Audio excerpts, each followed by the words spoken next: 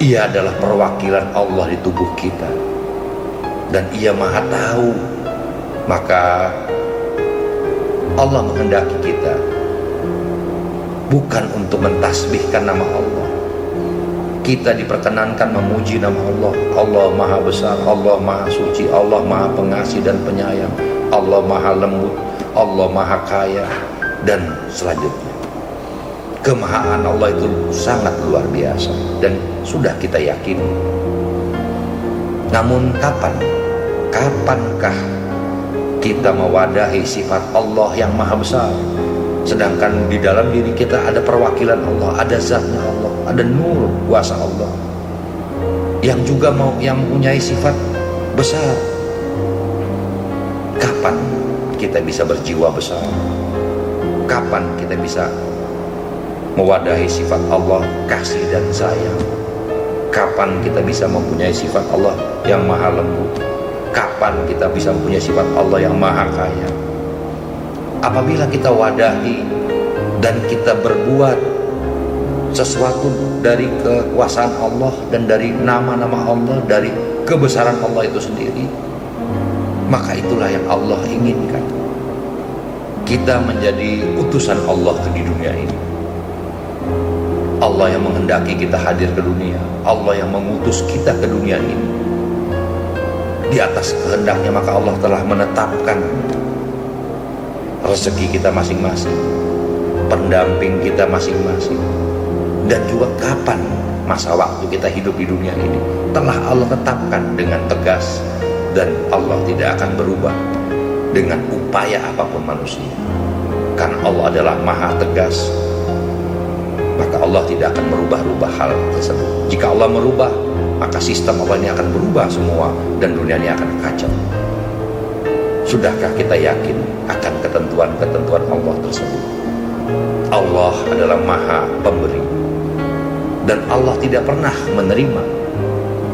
Maka kalau kita ingin mewadahi satu tingkat lagi, di mana kita bisa menerima kehidupan, adalah tingkat awal.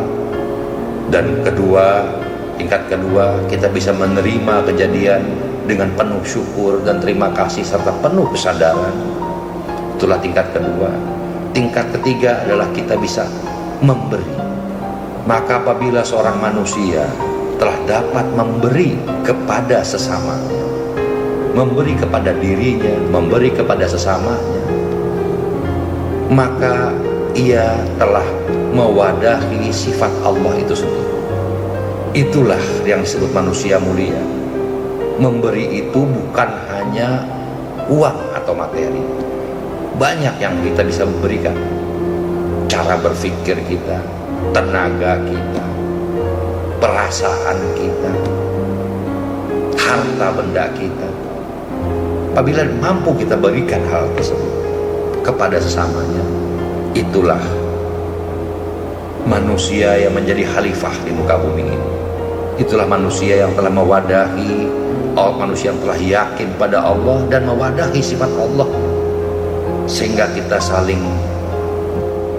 mengingatkan, saling mencontohkan apa yang kita perbuat, apa yang kita yakini. Kalau kita meyakini Allah yang maha besar, yang maha kuasa, lantas perbuatan kita tidak seperti sifat-sifat Allah tersebut, lalu untuk apa kita yakin kepada Allah?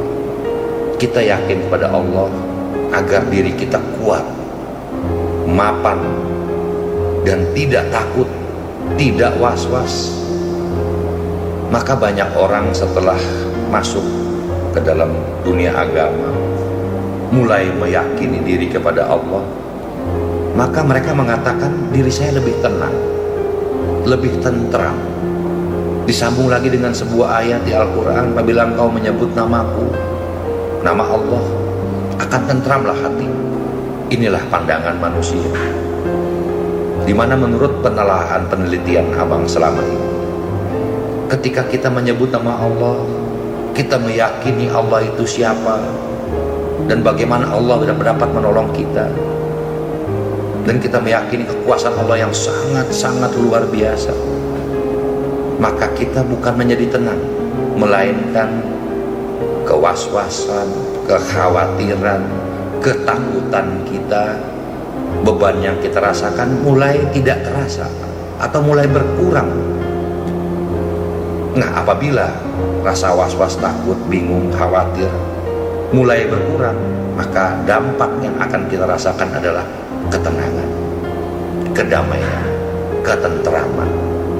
Dengan demikian berarti apabila manusia yang yakin kepada Tuhan, kepada Allah ini, otomatis rasa khawatir, was-was itu akan sirna. Sedangkan kita manusia tidak luput daripada rasa itu. Kekhawatiran, kewaswasan, kebingungan, ketakutan menghadapi hari ini dan hari esok.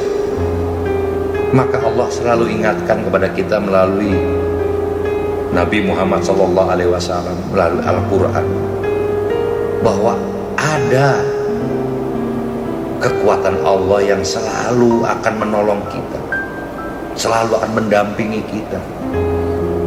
Maka kapan kita bisa meraih ke sana? Ini adalah sebuah kebahagiaan untuk kita.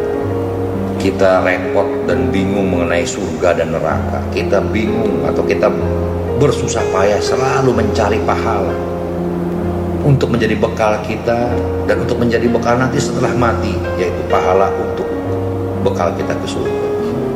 Sedangkan banyak esensi lain yang kita tinggalkan. Kita berbicara yang sangat mudah, yang tidak bertele-tele. Kita tahu surga adalah tempat-tempat orang bahagia, tempat orang-orang yang terpenuhi, tempat orang-orang yang selalu berceria, tempat yang indah, tempat yang nyaman. Juga kita kembali kepada neraka, ada tempat orang-orang yang disiksa, tempat orang-orang yang tersiksa. Kenapa ada surga dan neraka? Maka kita kembali kepada dunia, bahwa surga dan neraka itu jelas berawal dan berakibat dari kehidupan duniawi ini. Maka barang siapa orang di dalam dunia ini yang mengikuti perintah Allah melalui Rasulnya, melalui kitabnya, maka orang-orang tersebut akan bahagia, akan senang, akan tercukupi, karena ia mempunyai keyakinan dan sadar akan siapa dirinya. Jangan kita berpikir biarlah kita susah di dunia ini, tapi nanti akan senang di akhirat. Ini pendapat yang keliru, ini pendapat yang membodohi. Bagaimana kalau kita susah di dunia ini akan mencapai surga, tempat yang nikmat di akhirat? Ini adalah pembodohan. Apabila di dunia ini ia mendapatkan kebahagiaan, ketenangan, ketentraman, ia siap menerima keadaan yang ada, ia bisa mensyukuri keadaannya, ia bisa saling memberi, maka itulah orang-orang yang akan mendapatkan surga. Karena kesenangan yang abang maksud bukanlah materi.